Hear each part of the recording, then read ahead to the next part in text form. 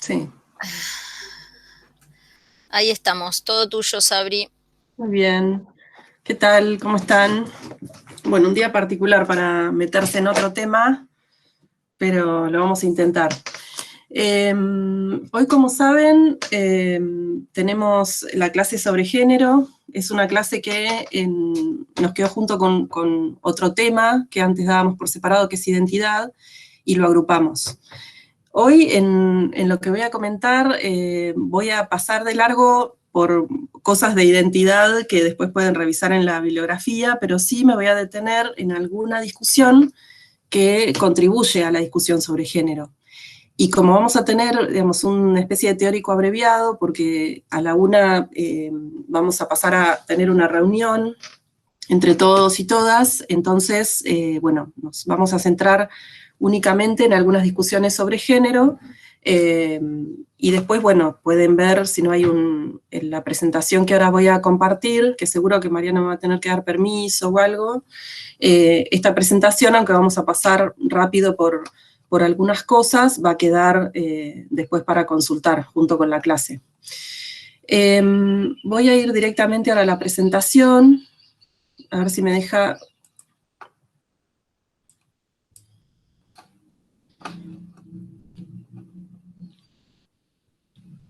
¿Te llega permiso, Mari? Yo no lo...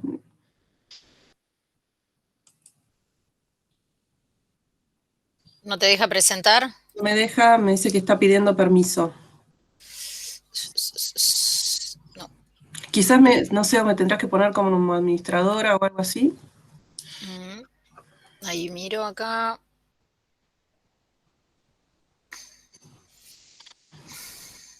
No, no tengo la opción en este. Envíamela y la paso yo. Bien.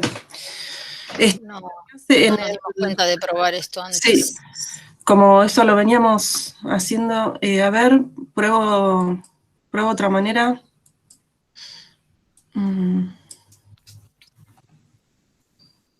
me da ni siquiera la opción de compartir. ¿Sabés dónde está? En el drive nuestro, donde tenemos la planificación de clase 16. Bien.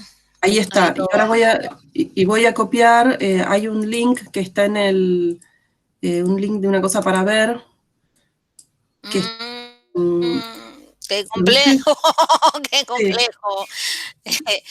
Después un par de cositas que tenemos que ver los pongo como link en el chat, pero bueno, si no...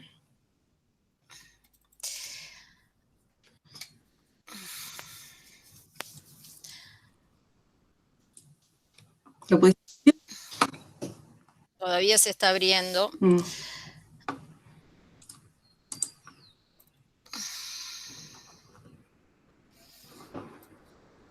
En clase 16. 16. No tengo ningún PowerPoint acá. A ver, está en el PDF.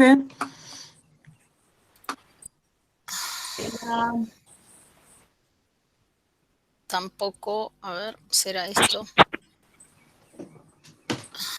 Ahí descargo, a ver si es esto.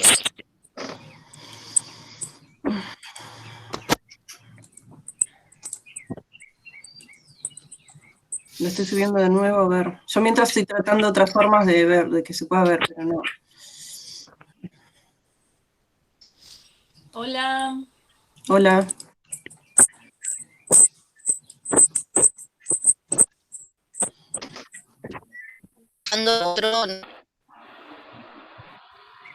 Hola. Podemos subir el PowerPoint al drive que tienen ellos, al drive de alumnos. Sí, está en el de alumnos. Sí, lo podrían... Ahí comparto este. Sí, lo subí, al drive de alumnos lo subí también. De ahí lo puedo bajar y ver. Sí. Quiero poder poner el silenciador o no. No. ¿Cómo es esto?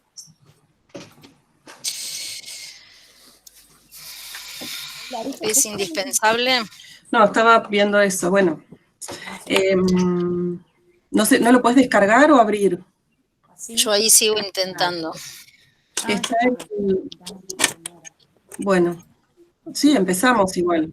Está también, acá me fijé, y está el PDF, es 2020, clase 16, PDF y Sí. en PPT. ¿Sí?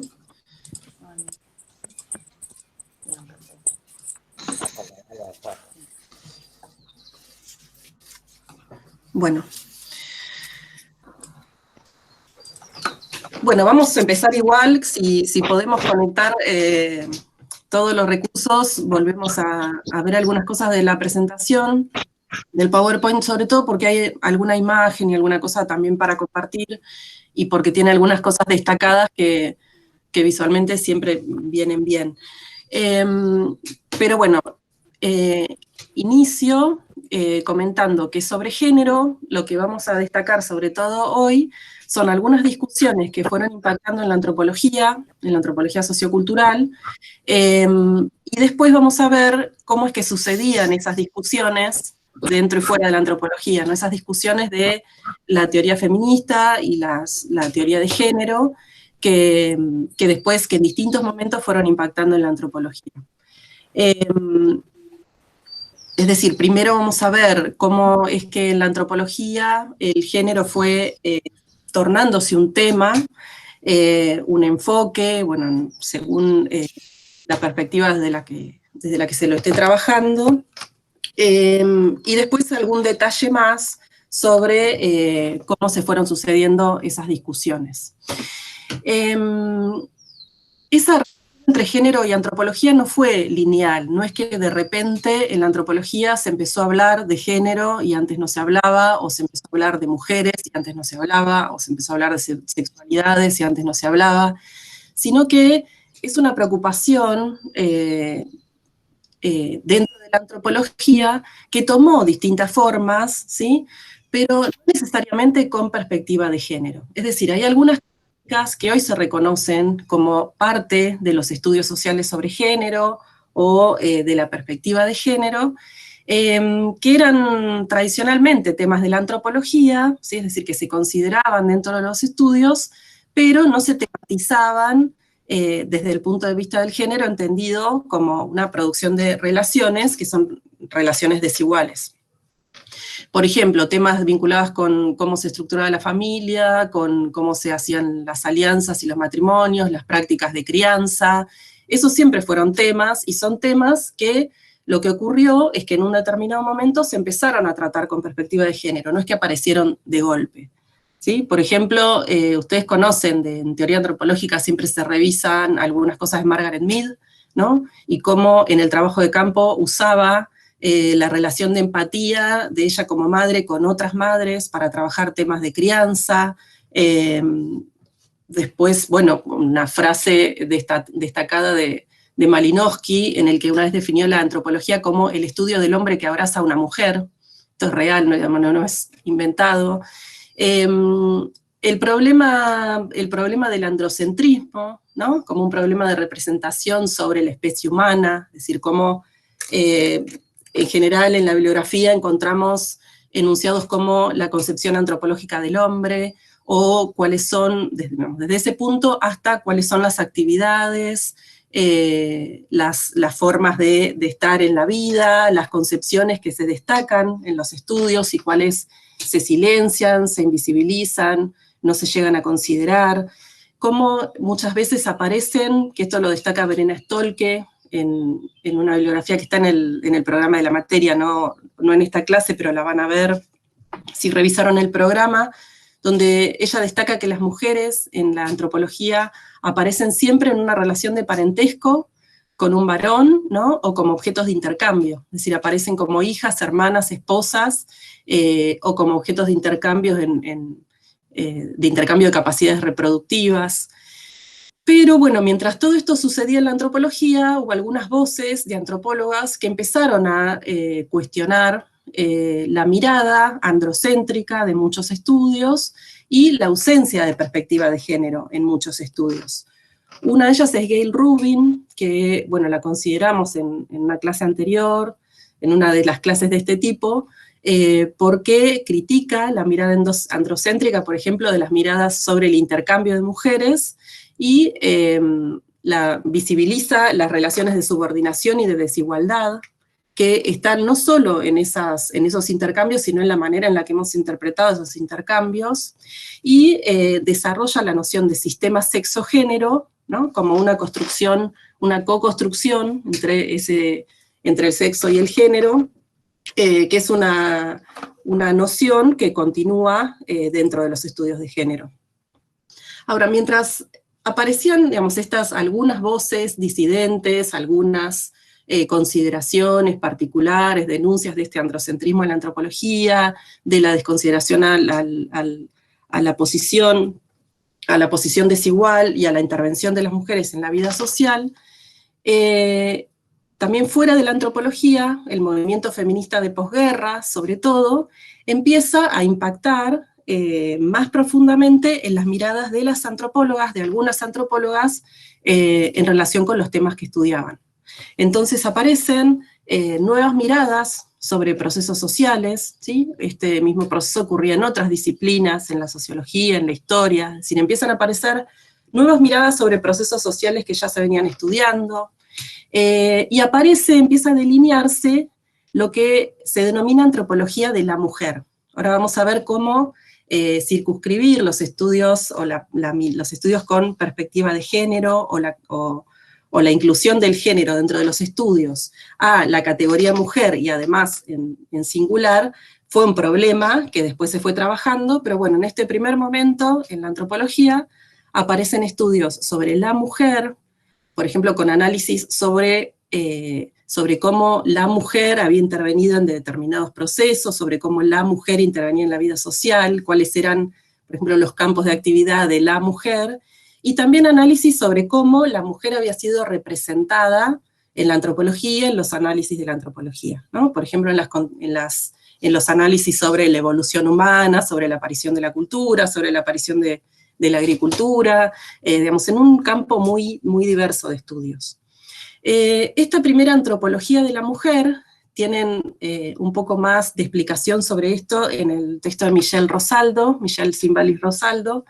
Se entendía como una antropología sobre mujeres y hecha por mujeres, ¿no? Y respondían bastante a algunas concepciones mayoritarias del feminismo de ese momento, de posguerra, de los años 60, por ejemplo, en lo que se consideraba que la desigualdad de género y la subordinación de las mujeres era la base sobre la que se estructuraban muchas otras desigualdades, y era una relación de subordinación que de alguna manera igualaba a todas las mujeres del mundo, más allá de las otras ascripciones de clase, de etnia, de raza, de edad, que también las podían estar atravesando. Entonces, se entendía que la experiencia de las mujeres era una experiencia compartida, que la posición desigual de las mujeres era una posición compartida por las mujeres de todos los momentos, de todos los tiempos, de todos los espacios, y eso generó algunos problemas que se fueron tratando después. Problemas que tenían que ver con cómo se estaba representando a las mujeres, ¿no?, en estos estudios, y también problemas sobre cómo se diluía una mirada que podía tenerse, que era la mirada sobre las relaciones de poder propias de la relación de campo. Es decir, Margaret Mead, con una foto de su hija, como antropóloga norteamericana, ¿no?, que había viajado y estaba haciendo trabajo de campo, no tenía la misma posición que la mujer de Samoa a la que estaba entrevistando. Es decir, había, digamos, eso, al no considerar eso en las miradas de los estudios, esas otras desigualdades que se entrecruzaban con la desigualdad de género y con la posición de género, le quitaba quizás alguna dimensión de análisis interesante a estos estudios. La premisa de la que partían, ¿sí?, para decir que podía hacerse una antropología de la mujer, ¿no?, era la idea de que los hombres y las mujeres, ¿no?, eran dos grupos, ¿sí?, es decir, tenían una mirada sobre qué era la mujer muy centrada en el dimorfismo sexual, y que esos dos grupos, varones y mujeres, que suponían que los podían delimitar, y que como estaban delimitados socialmente, podían estudiarse de esa manera, tenían distintas visiones del mundo, ¿no? Que tenían localizaciones sociales diferenciadas, ¿sí? Y entonces eso generaba distintas experiencias y distintas visiones, representaciones sobre el mundo, ¿sí? Ahí, digamos, lo que más impactó entonces en estos primeros estudios de género, podríamos decir dentro de la antropología, en esta primera antropología de la mujer, fue una de las ramas, digamos, de estos primeros feminismos, que es el feminismo de la diferencia, ¿sí? Que tiene algunas discusiones centrales con lo que se denominó después los feminismos de la igualdad, ¿sí? Que ahora los vamos a ver. Los feminismos de la diferencia parten de que hay una diferencia de localización, ¿no? Social para varones y para mujeres, que después produce distintas experiencias, ¿sí? Distintas visiones de mundo. Es decir, esta antropología de la mujer no es lo mismo que decir una antropología feminista, ¿sí? Es un primer tipo de antropología feminista que aparece, que después se va discutiendo y que después se va a ir complejizando con otras miradas del feminismo, ¿sí? Y que van a componer lo que hoy podemos reconocer como una antropología feminista, ¿sí? La antropología feminista lo que hace después es reconocer, perdón que se me fue la presentación, es reconocer que la antropología con perspectiva de género era mucho más que la antropología de la mujer, es decir, la antropología, producir una ciencia social con perspectiva feminista, es mucho más que estudiar a las mujeres, ¿no? Es decir, mucho más que estudiar a la mujer y también mucho más que estudiar a las mujeres cuando se considera esa diversidad, ¿sí? Cuando se reconoce eso, cuando se reconoce en las discusiones dentro de la antropología de la mujer, que ya no era apropiado hablar de la mujer, sino que había que hablar de las mujeres, y que hablar de las mujeres como una categoría sustancial, es decir, sustancializar que exista algo así como la mujer o las mujeres, esencializar eso y suponer que hay una experiencia común, ¿no? Compartida, y que hay un impacto en las representaciones sobre el mundo de esas experiencias, estaba dejando de lado un montón de otras cosas que también se podían considerar, ¿sí? Entonces, en ese momento empieza a aparecer la denominación de estudios de género, en lugar de antropología de la mujer, y después antropología de las mujeres, donde lo que prevalece es el estudio de la relación, de las relaciones, ¿sí? De entender que el género es estructurante en las sociedades humanas, y que entender que el género es estructurante en las relaciones humanas implica entender que tenemos que estudiarlo desde una relación, no desde una localización, ¿no? De un sector, de una parte del mundo, y ver cómo esa parte del mundo se ubica en ese mundo, lo experimenta, lo representa, qué prácticas desarrollan en relación con eso, sino también entender cómo se construyen las relaciones entre las distintas localizaciones de género que existan en determinada sociedad, y entonces que los estudios de género lo que tienen que considerar es esas relaciones, cómo se produce esa relación. Y considerar cómo se produce esa relación tiene que ver con poner la mirada en cuáles son los colectivos, digamos, cuáles son los grupos que se producen en distintas sociedades, que son distintos, en entender cómo esa localización es una localización histórica y relacional, y que lo que tenemos que estudiar es justamente eso, cómo se construye esa localización y cómo se construyen esas relaciones. Es decir, que la antropología se adentre en los estudios de género implica que lo que tiene que estudiar tiene que estudiar con perspectiva relacional cómo es que el género estructura las sociedades humanas.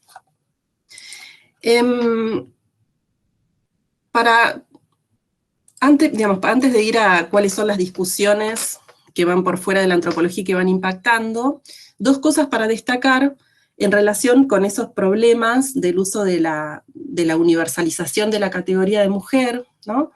De la universalización de la categoría y de la idea de que existe algo así como la mujer, tiene que ver con algunas discusiones que van a ver también en la bibliografía que tenemos para la clase sobre identidad, y bueno, tienen que ver fundamentalmente con dos cosas, que digamos, estas dos discusiones que se destacan en relación al uso de la idea de la mujer y de que estudios de género es el estudio de la mujer, tiene que ver con dos vías sobre todo de discusión. Una es una crítica que apunta al sustancialismo, a cómo se sustancializa la categoría, es decir, cómo se esencializa esa categoría de mujer. Es decir, se considera que mujer no puede ser una categoría analítica, ¿no? Sino que lo que podemos estudiar es cómo se construyen significados sobre la categoría mujer en un determinado contexto, en un determinado momento, en una determinada sociedad. Es decir, no tomar como punto de partida que existe algo así como la mujer, sino que tenemos que, digamos, lo que tienen que hacer nuestros estudios es develar cuál es esa construcción, ¿sí? Es decir, podemos buscar cuáles son las representaciones, las imágenes, las características, las prácticas que se atribuyen o que normalmente se asocian con la mujer en un contexto particular y concreto, ¿sí? Y la otra vía de discusión, que vamos a ver ahora cómo es que esto viene también de las discusiones dentro del feminismo, es por el etnocentrismo y el racismo propio de esa universalización, ¿sí? En general, cuando se universalizaba esa categoría, lo que se hacía es que tome lugar universal una condición muy particular de mujer, ¿no? Que no tomaba en cuenta otras maneras de ser mujer. Todavía no iban a, por ejemplo, a la consideración de que hay que desarmar los binarismos, de que el dimorfismo sexual no puede ser la base de nuestra distinción de categorías, sino que al principio lo que discutían sobre todo es que no consideraba todas las localizaciones étnico-raciales nacionales de las mujeres, ¿sí? Sus posiciones de clase. Entonces empiezan a aparecer en ese momento, dentro de la antropología, impactos de los feminismos chicanos, de los feminismos afro, ¿sí? De los feminismos del tercer mundo, se decía en ese momento, y más adelante, más llegando a nuestra época, la crítica apunta a eso, de que en ese etnocentrismo y en ese racismo hay un cruce con categorías binarias que también hay que revisar, ¿sí? Igual, digamos, junto con estas críticas a esta esencialización, universalización de la categoría de mujer, es decir, más allá de la ruptura que significó en su momento empezar a hablar, que haya mujeres hablando sobre mujeres dentro de la antropología, pero bueno, más allá de estas críticas, hay algunas cosas que se siguieron sosteniendo mucho más tiempo dentro de la antropología, que es ese impacto, yo les decía, del feminismo de las diferencias, que es entender que hay experiencias comunes de las mujeres, o que hay una subordinación universal de las mujeres, digamos, que se mantiene más allá de entender todas las diferencias, toda la interseccionalidad. Voy a ir un poquito, no sé si están siguiendo en algún punto la presentación, pero voy a ir a otro punto, me voy a saltear en un segundo. Vos andás diciéndome, Sabri, cómo querés que vaya pasándolas. Ah, bueno, ahora te digo en qué número y lo vamos viendo. Ellos ya lo vienen viendo, ¿vos no lo ves en pantalla? Ah, no. Sí, ellos vienen viendo y yo más o menos según lo que vas diciendo, ah, perfecto, voy pasando. Ah, no te iba diciendo porque yo como estoy viendo mi pantalla no veía. Bueno, mejor. Bien. Bueno, ¿podemos pasar a la 10? Algunas denominaciones con peso propio, ¿sí? Esto que les decía, vinculados al impacto que tienen algunas cosas algunas cosas que van pasando por fuera de la antropología, otras que se producen por dentro de la antropología, porque eso es algo que ahora no lo vamos a tratar tanto, pero también en la teoría feminista de otros campos, por ejemplo en la filosofía feminista, tiene mucho impacto algunos estudios particulares de la antropología, ¿no? Es decir, es un impacto de doble vía también. Cuando la teoría feminista es tomada en cuenta por estudios dentro de la antropología, produce cosas particulares, es decir, análisis particulares que después se retoman, por ejemplo, mucho en la filosofía. Por ejemplo, los estudios de François Héritier, ¿no? sobre cómo se entienden los roles de varones y mujeres, de qué manera se estructura la subordinación, más allá del nacer varón o mujer, de acuerdo a distintas prácticas y características de grupos particulares de mujeres. Eso después se retoma un montón, y también estudios que tienen que ver con entender esas experiencias particulares, ¿no? Que llevan después a discusiones sobre las posiciones de sujeto de las mujeres en distintos contextos, ¿sí? Y bueno, eso es algo que ha pasado en la denominación de algunos términos, de algunas denominaciones que hoy necesitamos en los estudios con perspectiva de género, como machismo, sexismo, patriarcado, sistema patriarcal, feminismo, que no son denominaciones nuevas, ¿no? Sino que muchas veces son términos que se toman, inclusive hasta del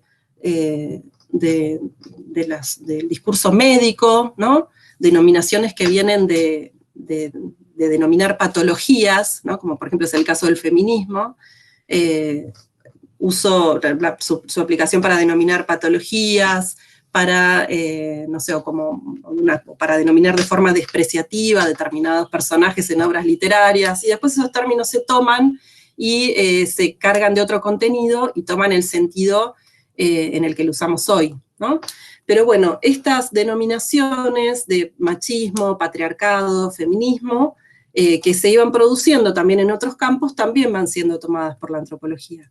La denominación de patriarcado, por ejemplo, para sostener esta idea que habíamos visto, creo que en la última filmina que estaban viendo, que tiene que ver con la condición universalmente subordinada de las mujeres, ¿no? Como algo que podemos tomar en cuenta para realizar un estudio con esta perspectiva, más allá de entender que esa experiencia compartida es una experiencia de base, y para completarla necesitamos comprender toda la particularidad concreta, histórica de esa experiencia. Ahora sí, vamos a la 6, ¿sí? Que es la de Simone de Beauvoir, como para ver en estos últimos minutos algunas cosas generales sobre, en paralelo, qué iba pasando en las discusiones de feminismo y que se van remontando hasta hoy. No sé si hasta acá tienen alguna pregunta, como más vinculada con la antropología, antes de ir a toda esta parte de los estudios. ¿Estamos? No pusieron nada en el chat, ¿no? Va bien, profe, bastante claro. Ah, bueno, bien, bien, buenísimo. Porque quiero además tener tiempo para ver 2 videitos que condensan un montón de las cosas que no vamos a poder ver vinculadas con la vinculación con identidad y con interseccionalidad. Bueno, ¿por qué Simone de Beauvoir? ¿La conocen? Sí. ¿De qué? ¿Qué conocen sobre ella?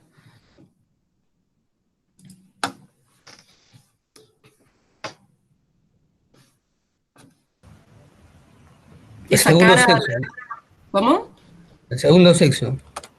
El segundo sexo, es decir, parte de la producción como filósofa, que ese es un libro que circula, además en los últimos años un montón, y recuerden que tiene una producción literaria muy interesante también, por ejemplo, La mujer rota, que son cuentos, ¿no? donde expresa ese pensamiento y esas reflexiones que están, por ejemplo, en el segundo sexo. Este de Simone de Beauvoir se considera la primera ola del feminismo moderno, digamos. ¿Podemos pasar a la siguiente? ¿Sí? Ahí, ella es una de las representantes de los que les decía antes el feminismo de la igualdad, ¿no? La idea de que hay una experiencia común compartida por todas las mujeres que tiene que ver con esa subordinación universal de las mujeres, y esa igualdad también tiene que ver con cuál es la intencionalidad política, ¿no? De que la lucha política de las mujeres tenía que ver con igualar su posición con los varones. Uno de los enunciados que siempre se citan de ella, de Simone de Beauvoir, es no se nace mujer, se llega a serlo, ¿no? Digo, si conocen el segundo sexo, y esa bibliografía, bueno, es algo que aparece ahí. Es decir, con esa distinción, con esa idea de que no se nace mujer, se llega a serlo, lo que hace es distinguir, separar ser mujer de nacer mujer, ¿sí?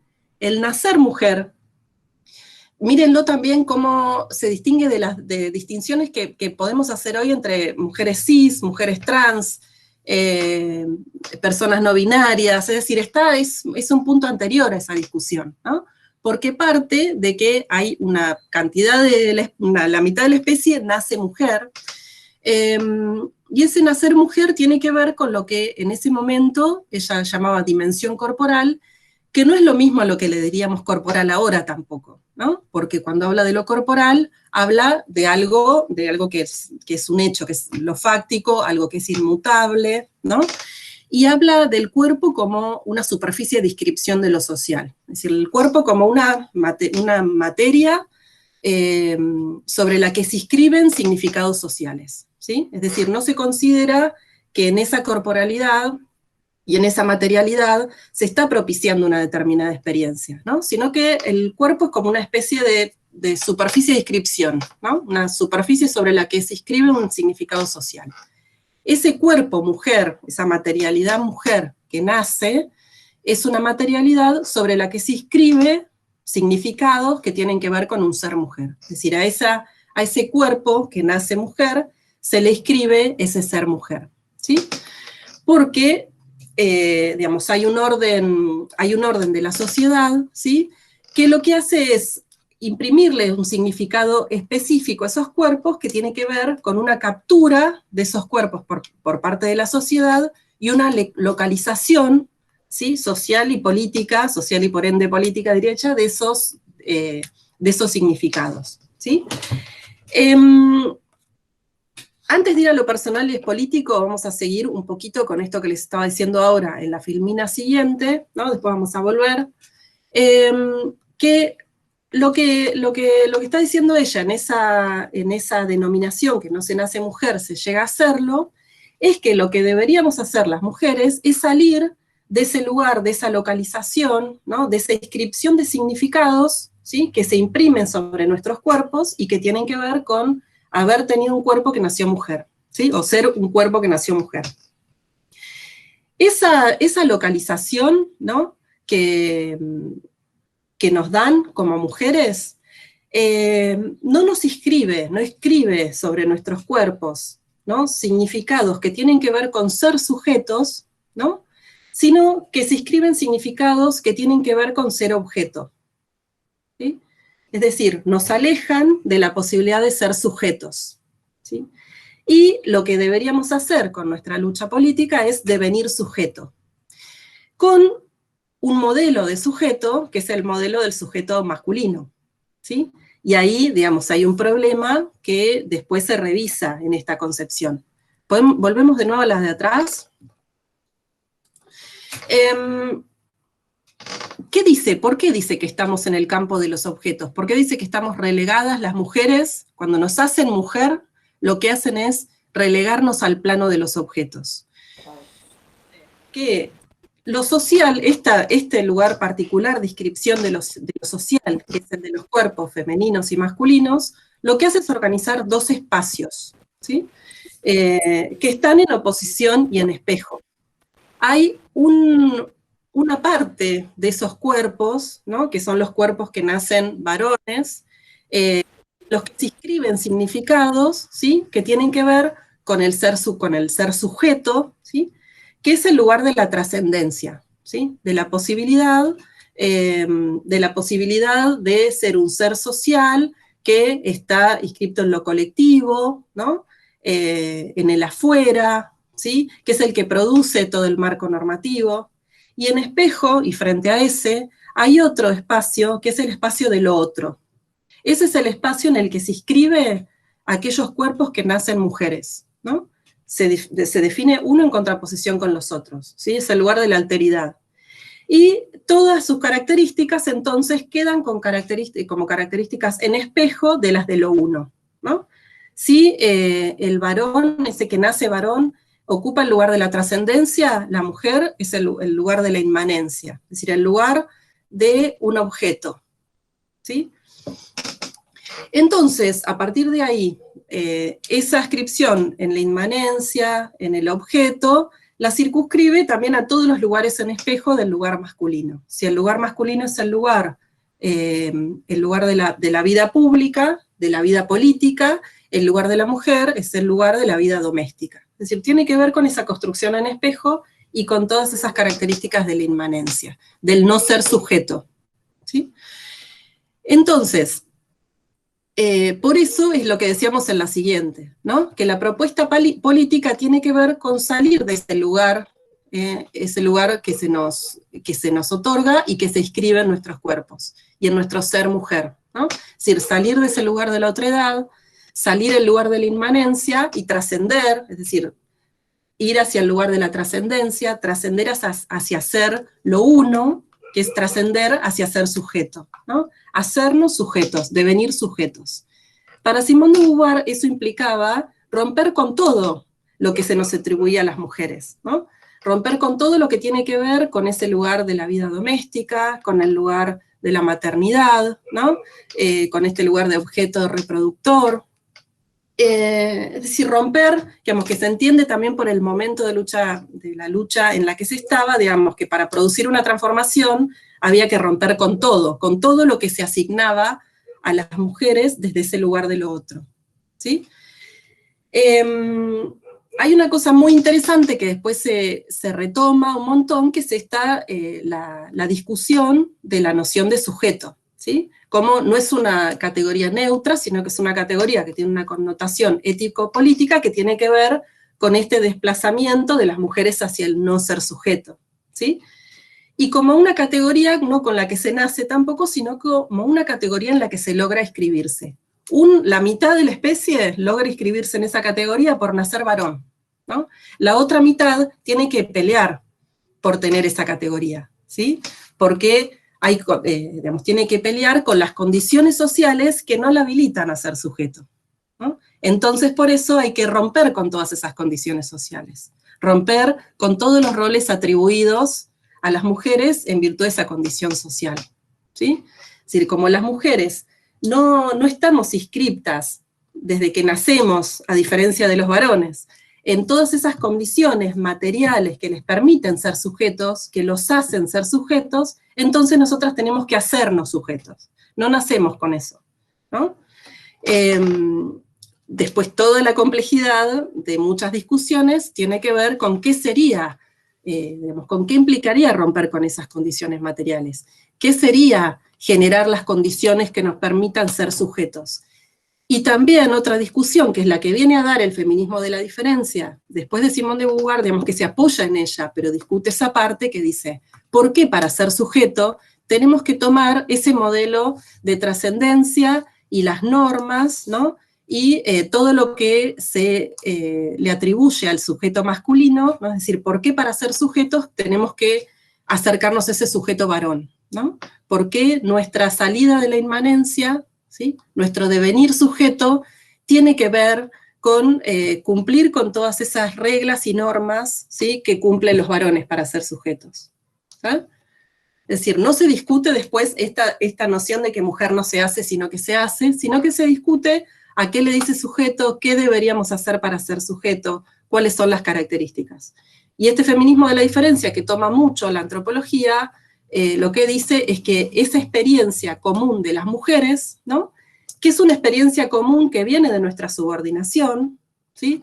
Es una experiencia que puede tener potencia política. Es decir, podemos, por ejemplo, construir una categoría de sujeto, decían que nos sirva políticamente a las mujeres, que rescate, por ejemplo, todo aquello que se produce en la relación de maternidad, ¿no? Por ejemplo, para el caso de las mujeres que elijan ser madres, ¿sí?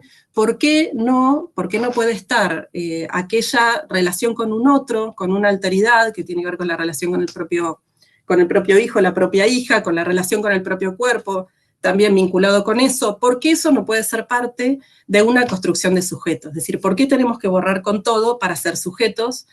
Y si no, digamos, ¿por qué no podemos producir nuestra propia idea de sujeto? ¿Sí? Que si es una idea de sujeto, nos va a estar sacando de la inmanencia y no necesariamente va a hacer cumplir con todas las características del sujeto varón, ¿sí? Eso, bueno, hay no sé si está Mari siguiendo la otra que tiene que ver con la oposición. Esta idea de mujer no se nace, se hace, es una crítica al biologicismo que seguramente que ustedes pudieran reconocer. Es decir, no es que hay un sexo un sexo biológico en un binarismo sexual sobre el que se imprime el género, sino que hay una construcción vinculada con esa corporalidad, con esa materialidad, que ni siquiera es una corporalidad, ¿no? Es una materialidad que nace y se inscribe sobre ella un género, y eso sostiene todas las primeras denominaciones sobre género que lo caracterizan como la producción cultural de la diferencia sexual. Es decir, las primeras denominaciones sobre género, las primeras definiciones de género, parten de que existe un dimorfismo sexual, una diferenciación biológica en esa materialidad, es decir, no toman todavía una discusión que se da después sobre esa materialidad, y afirman que si bien hay una diferencia sexual, es decir, hay una diferencia de sexos, el género es la inscripción, ¿no?, de lo social, la inscripción de lo social sobre esa distinción de sexos, ¿sí? Género como la construcción social de la diferencia sexual. Hay sexos diferentes, pero, que eso acuérdense de que es algo que también se discute después, hay sexos diferentes, pero todo lo que se atribuye a esa diferencia es una construcción social, y esa es la construcción de género. Solo para una cosita para destacar, en relación a esta crítica al biologicismo, es que la crítica al biologicismo, ¿no?, que plantea esto, no siempre implica criticar la existencia de la materialidad, ¿no?, de una materialidad de diferencia, ¿sí? Sí tiene que ver con criticar toda la atribución de significados que existe sobre esa diferencia, ¿sí? Bien, seguimos, esta ya la vimos, vamos a la 11, ¿sí? Toda esa discusión que les decía del feminismo de la diferencia, los feminismos de la segunda ola, otras discusiones y complejidades dentro del feminismo que van apareciendo después de Simone de Beauvoir, trabajan a partir, hacen un trabajo reflexivo y político a partir de reconocer esa experiencia común de las mujeres como una experiencia diferente, ¿sí?, de la experiencia común de los varones. Hay producción teórica en relación con eso, y también en ese momento hubo mucho trabajo vinculado con intentar tomar esa experiencia común como el punto de partida para producir conocimiento y para producir para la lucha política, ¿sí? Se llenan, en los años 70, de grupos, de círculos de mujeres que lo que hacen es primero encontrarse a contar esas experiencias, es decir, lo primero era recuperar esa experiencia de las mujeres, y a partir de esa experiencia se suponía que se iba a poder trabajar. Y en esa recuperación de esa experiencia aparecen todos los cruces, ¿no? La diferencia que hay, por ejemplo, en esas experiencias en relación con los distintos orígenes étnico-raciales nacionales, con las distintas ubicaciones en el mundo del trabajo, con un montón de otras localizaciones que se van cruzando. Y se hace cada vez más claro, entonces, podemos ir a la siguiente, cómo el feminismo no es uno, así como mujer no es una cosa sola, sino que es muchas, en relación con esas distintas experiencias sociales que tienen que ver con sus localizaciones y con las huellas de las historias de esas localizaciones. Y entonces lo mismo, el feminismo no es uno, el feminismo no es necesariamente, como en ese momento, blanco, ilustrado, europeo o anglosajón, sino que el feminismo es muchas cosas, y por eso necesitamos hablar de feminismos, ¿sí? Es decir, necesitamos considerar esa interseccionalidad de la que habla el texto de Platero, que también tienen para esta clase, ¿sí? Es decir, si vamos a localizar nuestros estudios en la construcción de género, aun cuando lo localizamos todavía acá en este momento del feminismo, en las mujeres, ¿sí? O en aquello que se consideran las mujeres, hay que tomar en cuenta, ¿sí?, que ese sujeto que se construye de una manera particular en un sistema sexogénero, ¿sí?, que la subordina, ¿sí?, está configurado también ese sujeto, mujer, digamos, por todos los atravesamientos de orientación sexual que se empieza a considerar también ahí, de edad, de clase, de raza, de etnia, ¿sí? ¿Se acuerdan que decíamos que en la antropología en un momento empiezan a impactar entonces estos feminismos chicanos, afro, del tercer mundo se llamaban? Estamos todavía en los años 70. En la siguiente, entonces, acá es que se empiezan a producir estas nociones de género que les comentaba antes, ¿no?, como la forma estructurante primaria de todas las otras relaciones de poder. Es decir, si vamos a pensar en el mundo, ¿no?, como una red de desigualdades, ¿sí?, estructurales, ¿sí?, que estructuran todas las vidas que ocurren en ese mundo, en esta teoría, el género, ¿sí?, es la principal de todas esas desigualdades. Es la desigualdad que estructura todas las otras desigualdades, la básica, ¿sí? Entonces, el género termina siendo, dicen, aunque estemos considerando un montón de otras diferencias, ¿sí?, la diferenciación de género que distingue los sexos y que les atribuye normas, significados, identidades, es el elemento constitutivo de todas las otras diferencias. Es decir, no podemos eludir esta diferencia si vamos a estudiar cualquier otra, ¿sí? Cualquier otra producción de diferencia. ¿Seguimos? A ver. Entonces, aparecen en este momento, como aparecen en relación con estas discusiones sobre la necesidad de tomar en cuenta la interseccionalidad, sobre la necesidad de mantener siempre una perspectiva relacional, es decir, no centrarnos únicamente en las mujeres, sino en cómo se produce ese ser mujer en relación con otras producciones, ¿sí?, de sujeto. Entonces empiezan a proliferar otro tipo de estudios que se ocupan particularmente de otras producciones de género, no necesariamente de la producción de la mujer o las mujeres. Aparecen los estudios sobre masculinidades, ¿no?, sobre cómo se producen, por ejemplo, masculinidades hegemónicas, subalternas, alternativas, contrahegemónicas, ¿sí?, y cómo la labor de los varones que nacen varones y se hacen varones es ascribirse en algunas de esas masculinidades, en cómo se les enseña a ubicarse en el mundo, es decir, empiezan a aparecer estudios de masculinidades en cruce con estudios que consideran mucho más fuertemente que antes la orientación sexual, la diversidad sexual, las sexualidades en general, ¿sí? Aparecen, después de esto entonces, estudios que van más a fondo en esa discusión, dicen que no solo, que muchas veces mantenernos en esa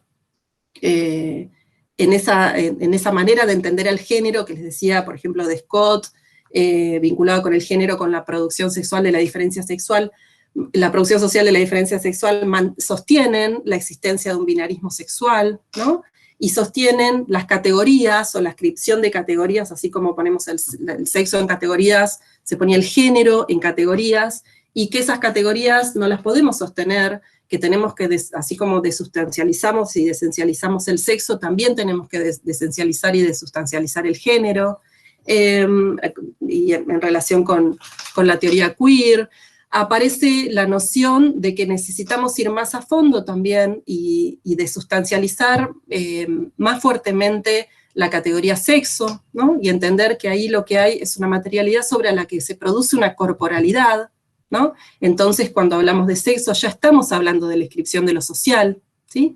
Y se dan vuelta esas denominaciones para decir que no es que sobre el sexo se produce un género, es decir, sobre algo que nace mujer, se hace una mujer, sino que el género produce el sexo. Las denominaciones, la manera de entender socialmente a un género es lo que produce ese sexo y produce esa corporalidad mujer. Es decir, no se nace mujer tampoco. Se nace una materialidad, y esa materialidad se la hace tener tal sexo y tal género. Y por eso se recupera esto viejo de la antropología de Gail Gubin, que hablaba del sistema sexo-género, ¿sí? Y esos cuerpos que se producen, es decir, si es un cuerpo que se produce, están la sociedad y la cultura ahí produciendo ese sexo, es una producción sociocultural que, por ende, es una producción de desigualdad, ¿sí? Y hay ciertos cuerpos que entran dentro de la norma, ¿sí? Que pueden tener su tratamiento, que importa, digamos, en una denominación de Butler, que importa qué les sucede, ¿sí? Y otros cuerpos que quedan por fuera de esa norma, que se caen de esa norma, ¿sí? Y son cuerpos que no importan, son esos cuerpos abyectos, ¿sí? Eso es decir, así como estallan esas categorías de género, y qué es ser mujer, y qué no es ser mujer, qué es ser varón y qué no es ser varón, empieza a estallar también la categoría de sexo, ¿sí? En la siguiente, estamos en hora, ¿no? Más o menos. No, podés seguir 10 minutitos más porque empezamos 10 más tarde. Perfecto, entonces me gustaría ver si Mari puede poner para ver esta discusión en relación... Pásame Lo los paso por links. el chat. Sí, Dale. paso el link por el chat. Para ver una de las cosas, digamos, una especie de ilustración de qué estamos hablando cuando hablamos de que tenemos que considerar la interseccionalidad. Es decir, nos vamos a quedar con dos cosas. Tenemos que considerar la interseccionalidad. Tenemos que considerar cómo hay una producción de norma, venimos hablando más de eso, pero también hay una producción de identidad, ¿sí? De esta máquina de mover subjetividad que es la identidad. Y que la búsqueda muchas veces de estos feminismos es desigualar esas diferencias, es decir, entender que existe una diferencia, pero lo que hay que discutir es por qué esa diferencia se hace distinción, por qué esa diferencia tiene que ver con ocupar distintos lugares en una jerarquía, ¿sí? Se cruza con discusiones sobre políticas de identidad, se cruza con la idea de que si hay una experiencia común de las mujeres, entender que esa experiencia es una experiencia histórica, ¿sí? Y es una experiencia transferible, pero que es una experiencia que tiene sus límites, a veces, como vector para la lucha política, para el reconocimiento, porque es una experiencia que sí puede producir unas demandas históricas, pero hay una presencia de un otro, ¿no? En esa construcción de identidad y en esas experiencias. Muchas veces, esa experiencia común, por ejemplo, de las mujeres, tiene que ver con límites que nos puso otro grupo social, ¿sí? Que fueron límites históricamente opresivos, ¿sí? Es decir, nos han representado de una manera, esa experiencia tiene que ver con una manera en que hemos sido representadas por otros, ¿no? Y que es una representación opresiva, ¿sí? Entonces, esa discusión, digamos, y esa complejidad que ustedes reconocen seguramente con las discusiones vinculadas con identidad, es una complejidad que está presente en los estudios de género. Por ejemplo, algo de la época esta en la que se empieza a hablar de estas cosas que les decía. Ahí lo copió. Tendría que haberlo copiado antes de hacer la introducción, perdón. Ahí está.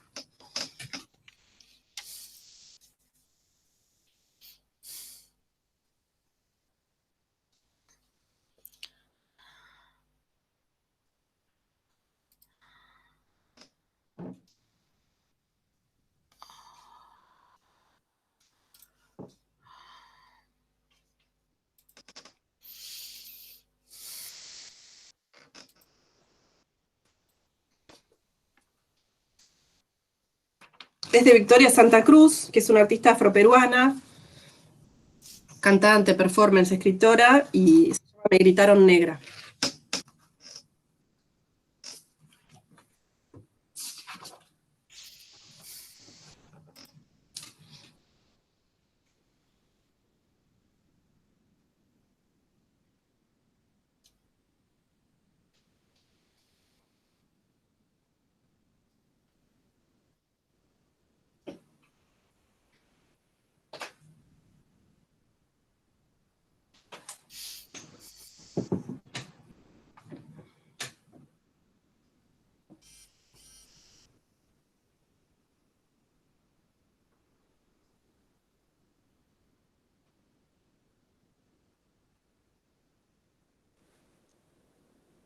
Parece que no se escucha el audio, profe.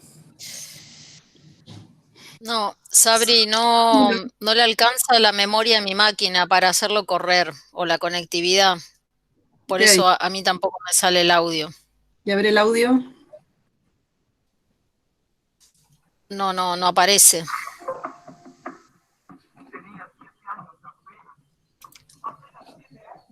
¿Se escucha ahí algo? No, Sí, ahí se escuchaba algo. La música, en realidad.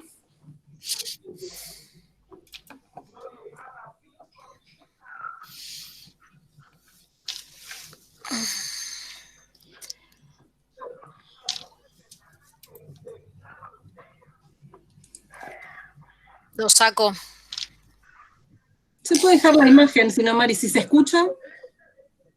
No se escucha. Ah, no Y se la escucha, imagen bien. no Bien. se escucha y la imagen va como, no en cámara lenta, en cámara súper lenta. Ah, listo. Porque Bueno, no- les digo de que lo corre. pueden, después si pueden búsquenlo, pero esperen que le ponga una pausa que yo lo estoy escuchando acá. Dice, tenía 7 años apenas 7 años. ¿Qué 7 años? No llegaba a 5 siquiera. De pronto, unas voces en la calle me gritaron negra, negra, negra, negra, negra, negra. ¿Soy acaso negra? Me dije. Sí, ¿qué cosa es ser negra? Yo no sabía la triste verdad que eso escondía. Negra, y me sentí negra. Negra como ellos decían. Negra y retrocedí. Negra como ellos querían. Negra y odié mis cabellos y mis labios gruesos y miré apenada mi carne tostada. Y retrocedí. Negra. Y retrocedí. Negra, negra, negra, negra, negra, negra, negra. Y pasaba el tiempo y siempre amargada, seguía llevando a mi espalda mi pesada carga. ¿Y cómo pesaba? Me alacé el cabello, me polvé la cara, y entre mis cabellos siempre resonaba la misma palabra. Negra, negra, negra. Hasta que un día que retrocedía, y que iba a caer, ¿y qué?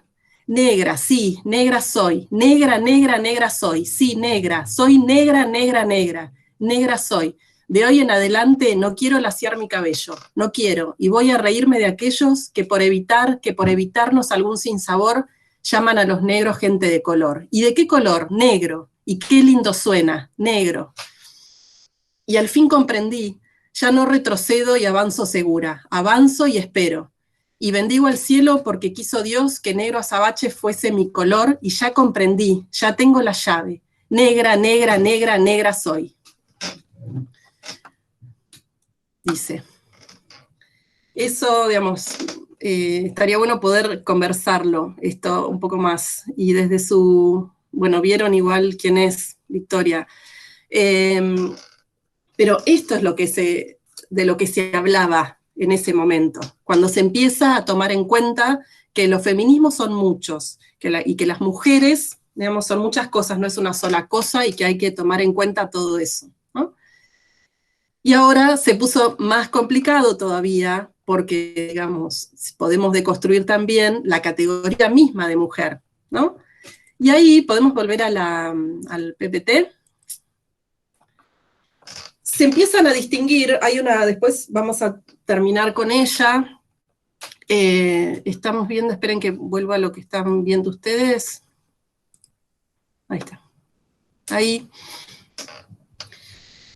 Digamos, si vamos a discutir el sistema sexo-género, ¿por qué detenernos en esa categoría sexo, pensando que el sexo es la materialidad, cuando no es la materialidad? El sexo es una producción sociocultural también. Entonces podemos hablar de cómo las clasificaciones ya no pueden basarse en ese dimorfismo sexual, en esa supuesta diferencia sexual. Las clasificaciones tienen que estallar en ese momento, y podemos hablar de la performatividad de género, ¿no? Que tiene que ver con cómo se produce sexo, cómo se produce cuerpo a partir de la ascripción de género, es decir, ese movimiento al revés. Podemos ir a la siguiente, que es un destaque para terminar, ¿no? De una lectura de Ariel Martínez con una cita sobre Judith Butler, ¿no? Que van a este punto con el que quería cerrar, ¿no? Que el sexo también es una producción de la cultura, no solo el género. Dice Martínez, es así que Butler somete a análisis crítico el estatuto ontológico de la materialidad del cuerpo, procurando no quedar adherida a la ontología de la sustancia, ¿no? Es decir, esto que suena tan complejo, yo creo que quizás con lo que veníamos hablando se hace más claro, ¿no? Cómo el origen ontológico, digamos, por el ser del género no es la materialidad del cuerpo, ¿sí? No es el cuerpo, sino otro tipo de sustancia. Ese cuerpo también se produce. Dice, por ello la autora, me fui acá. Por eso la autora continúa abordando el asunto en clave Foucaultiana al delimitar la materia de los cuerpos como el efecto de una dinámica de poder. Es decir, nuestra corporalidad, que entendemos culturalmente como una corporalidad que entra dentro de una clasificación de sexos, ¿no? Esa clasificación de sexos es producto, es efecto de una dinámica de poder. De modo tal que la materia de los cuerpos sea indisociable de las normas reguladoras que gobiernan su materialización. Es decir, nuestro cuerpo es una materialización de esa relación de poder, de esa manera de entender el género en particular, ¿no? Es decir, sobre esa materialidad se escribe una relación de poder y se escribe un proceso de significación, ¿no? Que tiene un efecto material, que se materializa en nuestro cuerpo, ¿no? Por lo tanto, ese sexo es un efecto de esa relación de poder. A partir de aquí, Butler propone un retorno a la noción de materia, no como sitio o superficie, sino como un proceso de materialización que se estabiliza a través del tiempo, para producir el efecto de frontera de permanencia y de superficie que llamamos materia. Su aporte para contribuir a tal modelización teórica consiste en trocar la idea de materia del cuerpo-sexo por la materialización, como proceso comandado por discursos reguladores y arreglos de poder. ¿Y qué pasa acá también? Pasa que en ese proceso social en el cual nuestro cuerpo materializa un sexo, género, ¿no? Existe también una cierta presión social sobre algunos cuerpos para que materialicen el género que se les ascribe, ¿no? Y eso llevó a toda una discusión, por ejemplo, en vinculación con los estudios queer, en vinculación con muchos colectivos trans, que tienen que ver con, para que alguien se considere mujer o varón, ¿tiene que adecuar su cuerpo necesariamente a ese ser mujer o varón? Digo, más allá de la experiencia, del deseo propio y de la necesidad propia, digamos, debe ser así, digamos, tenemos que seguir tensando eso y diciendo, para que te puedas reconocer mujer, tenés que transformar todo tu cuerpo para que sea materialmente un cuerpo de mujer. Y acá es donde, por eso, en relación con esta discusión, que es una discusión en la que se está ahora, quería cerrar con este otro video de Susie Shock, en la que ella habla justamente de eso, de que por qué tenemos que seguir, si estamos discutiendo, si ya sabemos que el sexo es una producción sociocultural, ¿por qué seguimos pensando que para que alguien se transforme en quien quiere transformarse y viva su vida, tiene que adecuar sexo y género, ¿no? Así cómo se expresan estas discusiones en este caso. Y podemos terminar acá. Acá, ahí está el otro link. A ver si, no sé si se verá. No, a mí no me da la máquina, No. Perfecto, bueno. Por eso lo pegué ahí. Ah, bien. ¿Quién conoce esto de Susie? Shock, monstruo. Increíble, Susie Shock, es alta referente. Profe, por ahí lo que se puede hacer es quizás con un celular poner el audio y acercarlo al micrófono o algo así para escucharlo. Uh-huh. A ver. Tienes razón. No sé si voy a tardar un toque en eso, pero si alguien lo tiene a mano, más un celular que sea mejor que el mío. Buscando, ¿no? Voy a ver si lo puedo poner en la computadora. Ah, genial.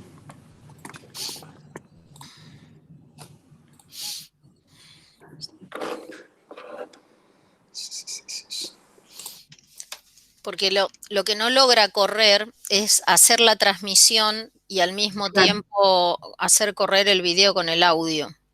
Claro, sí.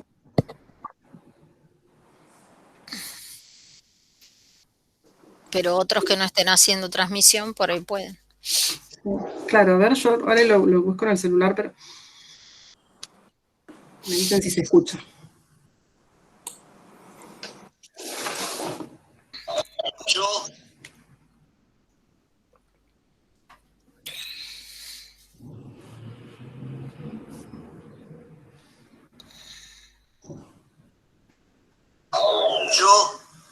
mortal, equidistante de todo. ¿Se escucha? Sí. Yo, DNI 20.598.061, yo, primer hijo de la madre que después fui, vieja alumna de esta escuela de los suplicios, amazona de mi deseo, perra en celo de mi sueño rojo, yo reivindico mi derecho a ser un monstruo, ni varón, ni mujer, ni XX ni H2O, monstruo de mi deseo, carne de cada una de mis pinceladas, lienzo azul de mi cuerpo, pintora de mi andar. No quiero más títulos que cargar, no quiero más cargos ni casilleros a donde encajar, ni el nombre justo que me reserve ninguna ciencia. Yo, mariposa ajena a la modernidad, a la posmodernidad, a la normalidad, oblicua, pisca, silvestre, artesanal, poeta de la barbarie, con el humo de mi cantar, con el arco iris de mi cantar y con mi aleteo, reivindico mi derecho a ser un monstruo y que otros sean lo normal. El Vaticano normal, el credo en Dios y la Virgísima normal, los pastores y los rebaños de lo normal, el honorable Congreso de las leyes de lo normal, el viejo Larus de lo normal. Yo solo llevo las prendas de mis cerillas, el rostro de mi mirar, el tacto de lo escuchado, el gesto avispa de besar. Y tendré una teta obscena de la luna más perra en mi cintura, y el pene erecto de las guarritas alondras, y 7 lunares, 77 lunares, ¿qué digo? 777 lunares de mi endiablada señal de crear mi bella monstruosidad, mi ejercicio de inventora, de ramera de las torcasas, y ser yo, entre tanto parecido, entre tanto domesticado, entre tanto metido de los pelos en algo, otro nuevo título que cargar, baño de damas o caballeros, nuevos rincones para inventar, yo transpirada, mojada, nauseabunda, germen de la aurora encantada, la que no pide más permiso y está radiosa de luces mayas, épicas, arias menstruales, marlenes, dianas sacayanas, sin Biblia, sin tablas, sin geografía, sin nada, solo mi derecho vital a ser un monstruo, o como me llame, como me salga, como me pueda el deseo y las fucking ganas, mi derecho a explorarme, a reinventarme, a hacer de mí mutar mi noble ejercicio, veranearme, otoñarme, invernarme, las hormonas, las ideas, las cachas, toda el alma. Amén. Ahí estamos. Cierra Susi.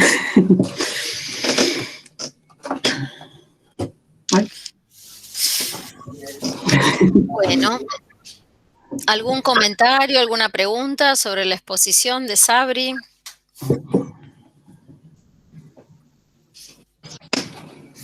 ¿Sensaciones sobre Susi?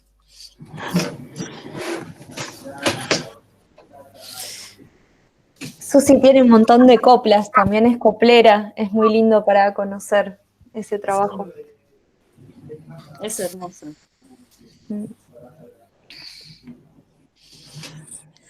Sí, profe, yo pensaba un poco cuando hablabas un poco del poder, trataba también de pensarlo por ahí vinculado a lo que habíamos visto en las primeras unidades, como de los campos de Bourdieu.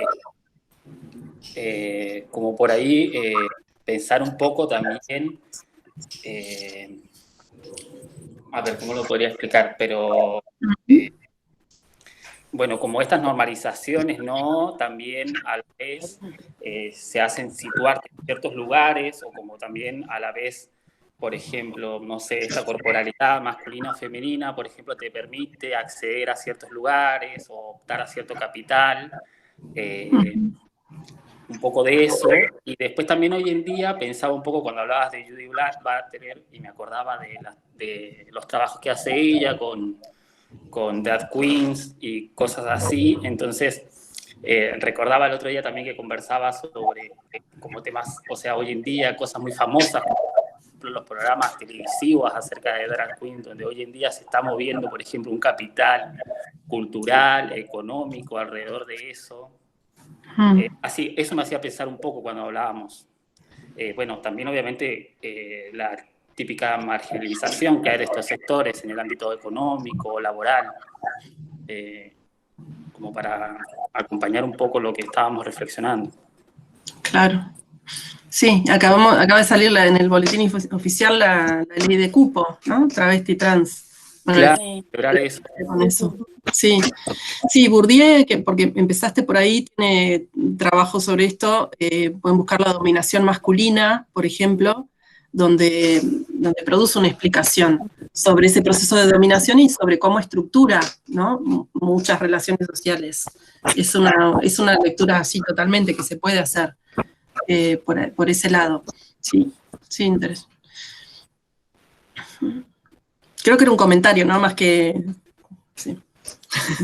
Sí, fue un comentario que yo pensaba mientras hablaba. Claro, sí, sí, interesante. Sí, está buenísimo poder entender, también ver cuál ha sido el rol del Estado y de las demandas ante el Estado, digamos, cómo se han articulado estas demandas y estas luchas, ¿no? Que las repasamos desde otro lado, pero han tenido una producción de colectivos y esos colectivos se han organizado de distintas maneras, se han vinculado con el Estado en sus demandas de distintas maneras también, digamos, si se han, digamos, lo que se ha conseguido con esas luchas tiene que ver con esa relación. Y está bueno hacer ese análisis que haces, ¿sí?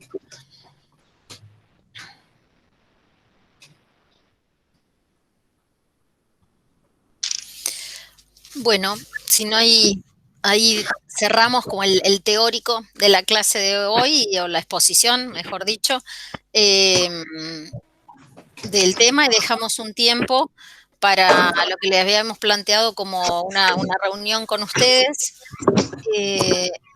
para ver. Sabri, ¿podés silenciarte? Perdón, pensé que estaba... Dale. Después cada uno cuando vaya a hablar se saca el micrófono, obviamente solo y todo eso, pero para evitar los ruidos. Solamente abrir la conversación para decirles que nos parecía que ya llevado todo este tiempo, podíamos tener, y ya también pasó una primera etapa de evaluaciones, tener una conversación acerca de cómo fuimos atravesando todos estos meses en un año absolutamente excepcional para todos, nunca antes experimentado este sistema y estas cosas. Los trabajadores docentes hemos hecho un esfuerzo muy grande.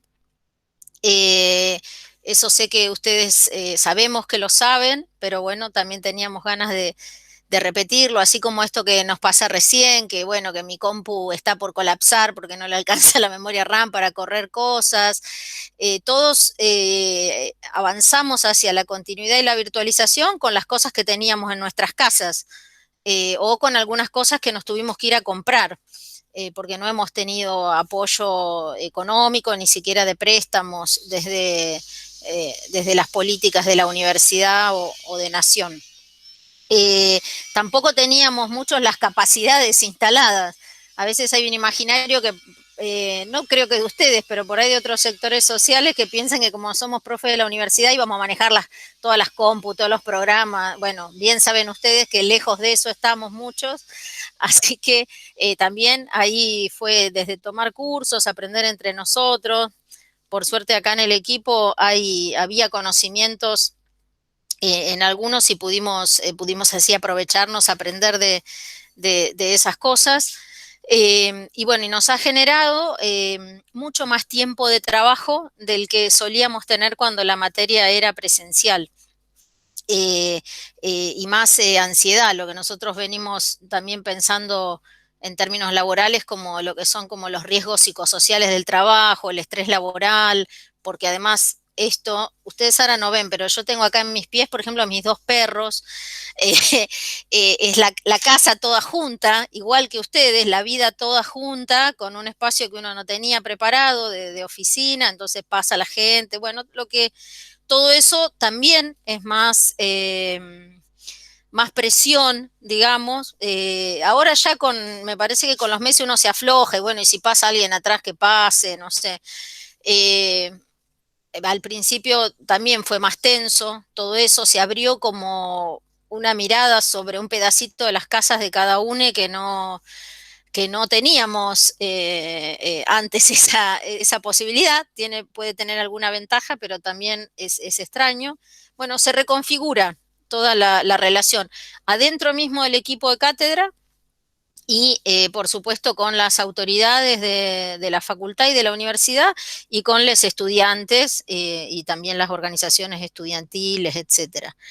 Pero bueno, queríamos escucharles a ustedes y después nosotros también, cada docente va a hacer una evaluación del proceso, de cómo viene pasando, digamos. Acá es cada uno que hable de cómo ha podido ir transitando. Y en eso también, si tienen propuestas, sugerencias, críticas, todo es bienvenido.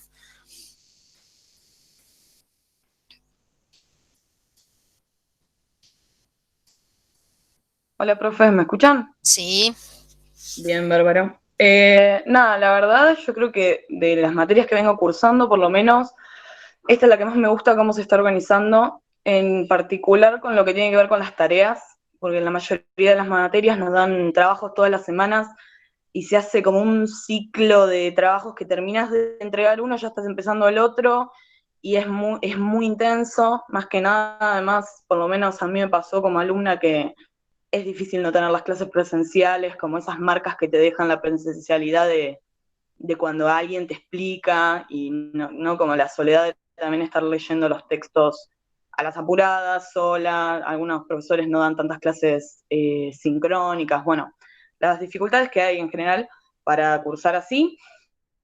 Así que la verdad a mí me gusta eso de cada 15 días, tareas que tengan tiempos de entrega también bastante amplios, que consideran nada, las dificultades que es estar cursando varias materias o laburando para los que laburen en este contexto. Así que eso me parece bárbaro, y después me parece que están buenísimas las clases estas sincrónicas, o sea, son bastante claras. Creo que también se nota no sé si es timidez, pero por lo menos de mi parte es que no hay muchas dudas, o sea, está bastante claro.